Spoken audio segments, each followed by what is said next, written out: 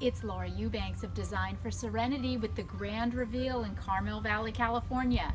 Many of you that follow closely remember a few weeks ago when I talked about planting succulents under messy trees like this Chinese elm, and how you might as well forget about it. You can forget about tapestries, you can forget about rock work because of the detritus. Well, what I do in these situations is, first of all, I plant sparingly. Another thing too about working with these trees is you don't want to change the topography or add soil because it can kill the tree. So we are off to a couple of strikes. We can't do any rock work, we can't do any tapestry work, and we can't elevate the soil, but we can still bring in pretty boulders. We've got 1, 2, 3, 4 gorgeous boulders in this area. And I did plants. I did succulent plants that will create statements that are easy, that you can take a blower and blow the leaves out of. We've got the Dakari, the Senecio Dakari back here that will get this big in time. We've got some agave specimens, perii and a variegated, that will own this space. We've got a blue glow here and a Kalanchoe Lucier, some Argentea crassula for a pop of color in a pot, and then an aloe arborescens, which will allow to spread out and cover this area. Then we top dress with monkey hair or gorilla hair, which is a shredded redwood bark. If I'm going to have to use bark or wood mulch, I prefer this to chips. It has a tendency to stick and stay together better and blow away less. It also seems to retain its color a lot longer than wood-based bark. And here we are in the backyard for the grand succulent reveal.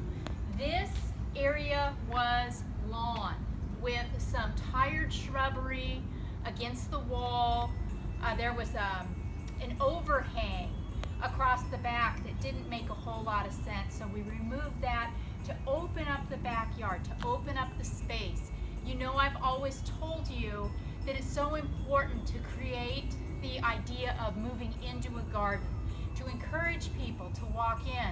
So we have a little bistro set that we painted hot sky blue.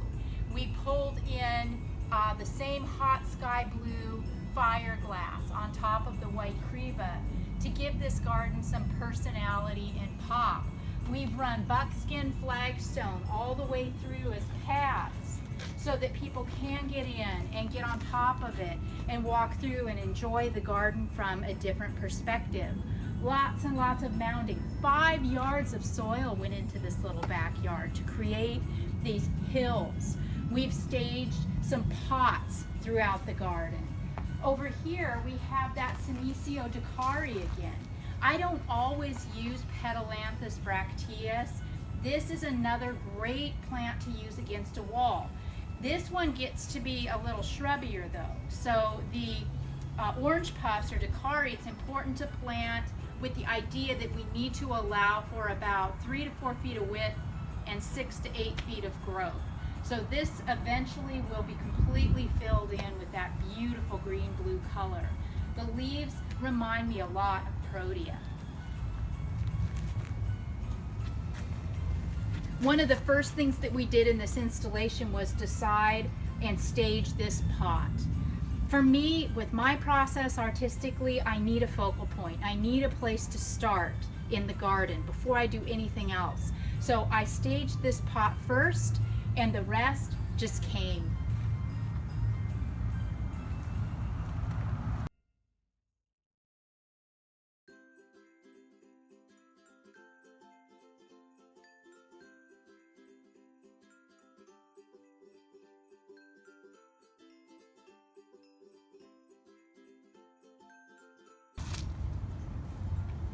We used Baja Red boulders and Baja Red rubble, the 3/4 inch burgundy lava. We also did an edging of the black cinder around the Baja Red rubble. All of the plants that I chose are my usual suspects. These are plants that are tried and true. And see, this is another thing. It's so important if you're going to design to know what the plants are going to do. How are they going to season and how are they going to grow? And that's why it's important to hire a designer to do your installation. It's not just about how it looks now, it's about how it's going to look 6 months from now, a year from now, 5 years from now. And this garden is going to continue to grow and become more and more dramatic and beautiful with very, very little interference from me.